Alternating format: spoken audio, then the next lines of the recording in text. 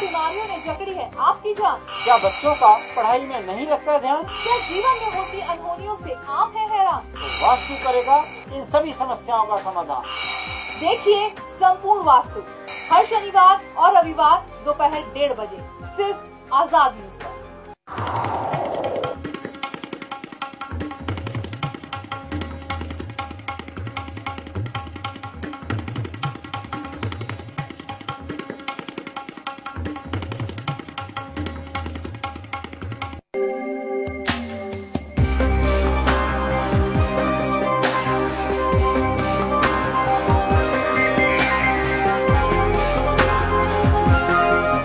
नमस्कार, स्वागत है आपका हमारे खास कार्यक्रम में। आज हम बात करेंगे वास्तु के बारे में और आपको अपने कार्यक्रम के माध्यम से बताने की कोशिश करेंगे कि वास्तु के हिसाब से आप अपने घर को किस तरह से ठीक कर सकते हैं।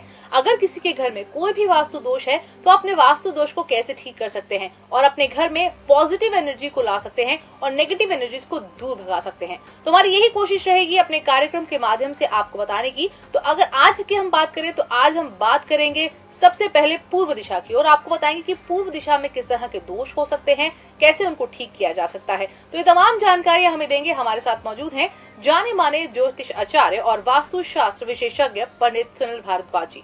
बहुत बहुत स्वागत है पंडित जी आपका हमारे इस कार्यक्रम में। तो आज हमें पंडित सुनील भारद्वाज जी बताएंगे पूर्व दिशा के बारे में और अपने कार्यक्रम में आज हम आपको पूरी तरह से बताएंगे कि पूर्व दिशा में किस तरह से आप वास्तु दोष को ठीक कर सकते हैं। तो चलिए शुरू करते हैं वास्तु पे हमारा ये खास कार्यक्रम।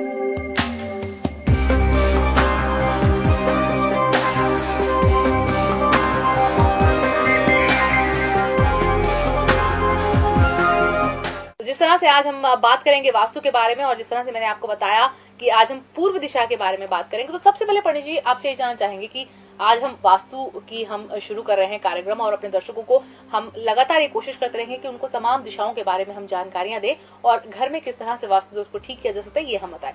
तो शुरुआत आज हम कर रहे हैं सबसे पहले पूर्व दिशा के बारे में। तो सबसे पहले तो आपसे यही जानना चाहिए कि वास्तु की अगर हम बात करते हैं तो पूर्व दिशा की बात करें या फिर हम वेस्ट की बात करें या साउथ की बात करें, नॉर्थ की बात करें, दिशाओं का कितना महत्व है?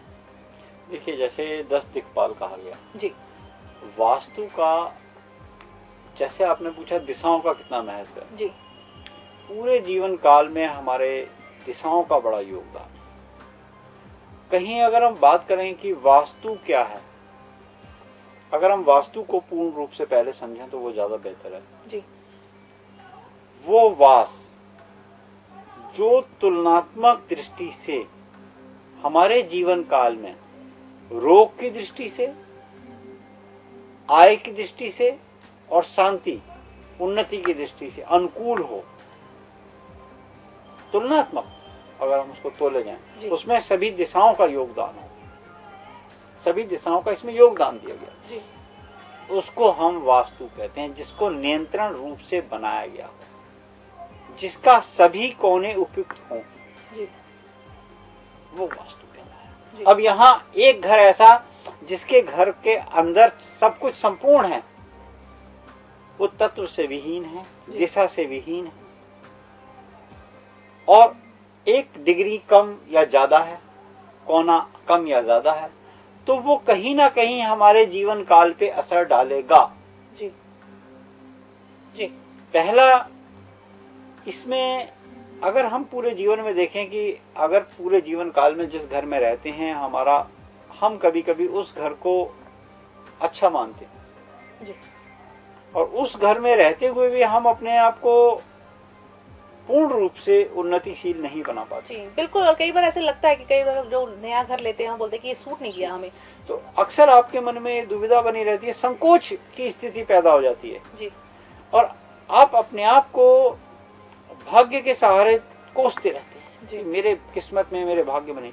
देखो, शरीर के अंदर जैसे पंच महाभूत जरूरी हैं, ऐसे ही जिस पृथ्वी पे हमारा वास है उसमें भी ये समाये हुए। बिल्कुल, ये बिल्कुल समझने की चीज है जी। जिस धरती पे हमारा इस वास है वहां पर हमारे शरीर में भी वही महाभूत है।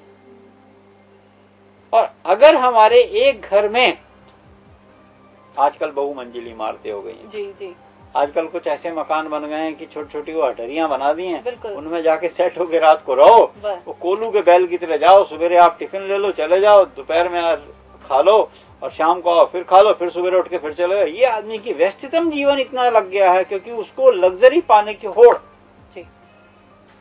वो तत्वों से विहीन होकर अपना जीवन यापन कर रहा है और जिस जीवन में संतुष्ट फिर भी नहीं है। वो दौड़ में भाग रहा है फिर भी वो सुखी नहीं है, और हर व्यक्ति है ऐसा। इसमें कोई ज्ञानी है, महापुरुष है, वही कोई संतुष्ट है क्योंकि उसके अंदर तो ज्ञान हो गया, उसको समझ हो गई। भाई बच्चे का कोई खिलौना टूट गया तो वो व्याकुल है, बड़े आदमी को कोई नहीं, और ला देंगे। ऐसे ही जो बुद्धि का तीक्ष्ण है व्यक्ति, उसको कोई अफसोस नहीं, उसको पता है ये तो आज की एवरेज एक 70-75 साल का लेखा जोखा है, उसके बाद तो त्यागना। तो वो आदमी समझदार। तो उस जीवन यापन में आप पंच तत्व अगर विहीन एक व्यक्ति, आपका मान लीजिए अगर हम आज ईस्ट की बात कर रहे हैं तो यहाँ पर ईस्ट का कोना कटा हो, ईस्ट में आपकी दोष हो, ईस्ट में आपने शौचालय बना लिया हो, ये एक पूरा निर्भर करता है कि आपके जीवन काल की स्थितियां कैसी होंगी। और कहीं ना कहीं इस स्थिति में सूर्य की महादशा हो। सूर्य बहुत जरूरी है, बिना रोशनी के जीवन आपका अंधकार में है। बिल्कुल, बिना रोशनी के आप कुछ नहीं कर सकते जी। रोशनी के बिना आप जीवन यापन नहीं कर सकते। नेत्र हैं जरूर मगर दिखाते सूर्य नारायण ही जी। भाई प्रकाश के बिना क्या है, प्रकाश हीन हो गया ना जीवन। तो पूर्व की दिशा बहुत महत्वपूर्ण है। यूं तो सभी दिशाएं महत्वपूर्ण है, शरीर की ये उंगली भी बहुत इंपॉर्टेंट है, इस पे भी हथौड़ी मार दो उतना ही दर्द होगा, पैर की पे मारोगे उस पे भी उतना ही दर्द होगा, और बगल की पे कोई मारोगे तो वहां भी बराबर। बिल्कुल। तो दिशाएं सभी इंपॉर्टेंट है, लेकिन आज अपने कार्यक्रम में हम बात करेंगे ईस्ट यानी कि पूर्व दिशा के बारे में, और एक एक करके हम आपको तमाम दिशाओं के बारे में भी अपने कार्यक्रम में जानकारी देंगे आने वाले। लेकिन फिलहाल आज हम बात करेंगे पूर्व दिशा के बारे में। तो सबसे पहले पंडित जी आपसे मैं यही जानना चाहूंगी कि अगर हम पूर्व दिशा की बात कर रहे हैं, आपने कहा कि सभी दिशाएं जो है काफी इंपॉर्टेंट है हमारे घर में और वास्तु दोष को ठीक करने में, लेकिन पूर्व की अगर बात करें तो पूर्व दिशा में अगर वास्तु दोष ठीक रहता है तो किस तरह के लाभ होते हैं? सबसे पहले तो हम ये जानना चाहेंगे आपसे। देखिए, ये दिशा आपको अंधकार रूपी कमरा है जी। आप दृष्टांत से बात समझें जी। इस कमरे में अंधकार था जी। अब हम इसमें से अंधकार को उठा के बाहर कैसे निकालें, ये नहीं टेंशन लेनी है। इसके अंदर प्रकाश को ले आओ, अंधकार स्वतः भाग जाएगा जी। यही जीवन है। जिस स्थान पर जहां पे आपके घर के अंदर ईस्ट उच्च का है यानी कि अच्छा है जी, खुला हुआ है जी, प्रकाश में है, प्रथम सूर्य नारायण की किरण भोर के बाद जैसे उदय हुए और आपके घर में आती है, आपके घर का कोई व्यक्ति एकदम उच्च श्रेणी पद पे अवश्य पहुंचेगा जी। जिसके घर में आपकी काया निरोगी रहेगी। नेत्र के रोग, जोड़ों के रोग, किसी भी प्रकार के पेट के रोग, पेट से सारी बीमारियां उत्पन्न होती हैं। भोजन का पकना, स्वादिष्ट का भोजन बनना, आपके घर में पुत्र आज्ञाकारी होना, ये सब प्रकाश के कारण। भाई जिसके लाइट ही चली गई तो फिर क्या, फिर तो बैठे रहो, पंखा चलते रहो, पसीना पोंछते रहो, बैठे रहो, कुछ खाली बैठे रहो, कुछ रहा नहीं ना फिर तो अब बिना यहाँ पे स्वयं सूर्य की लाइट आ रही है और आपके पहली सूर्य उगता सूरज। यहाँ पे एक और खास बात है, उगता सूरज जिसके ऊपर पार्क में क्या करना चाहते हो, योगा करने, प्राणायाम कर रहे हो जी। प्राणों को का आयाम व्यायाम प्राणायाम जी।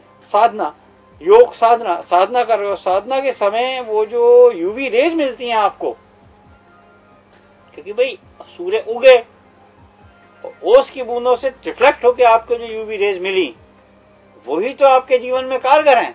सूर्य को जब जल देते हैं तो वो अगर आपके घर में प्रतिदिन आ रही हैं और नियमित रूप से आ रही हैं और प्रत्येक व्यक्ति उसको ग्रहण कर रहा है तो उसका जीवन प्रकाशमय होगा। बिल्कुल, तो जीवन प्रकाशमय होगा। और ये लाभ है पूर्व दिशा का सही होना, और जिस तरह से पंडित जी ने बताया कि आपको कई सारे लाभ मिल सकते हैं। तो अगर आप भी चाहते हैं कि आपको ये तमाम लाभ मिले तो पूर्व दिशा की ओर आपको तमाम वास्तु अपना ठीक करना होगा। लेकिन हम बात कर रहे हैं लाभ की, तो दोष की बात करना भी जरूरी हो, क्योंकि हो सकता है कि आपके घर में वास्तु दोष हो, आपके घर में वास्तु के हिसाब से पूर्व दिशा सही तरीके से ना इस्तेमाल की गई हो, और अगर ऐसा होगा तो किस तरह के आपको दोष होंगे, किस तरह से आपको हानियां होंगी, ये भी अपने कार्यक्रम में हम आपको बताएंगे। लेकिन उससे पहले ले लेंगे छोटा सा ब्रेक के बाद तुरंत वापस आएंगे। आप बने रहिए हमारे साथ, तो देखते रहिए वास्तु पे हमारा एक खास कार्यक्रम।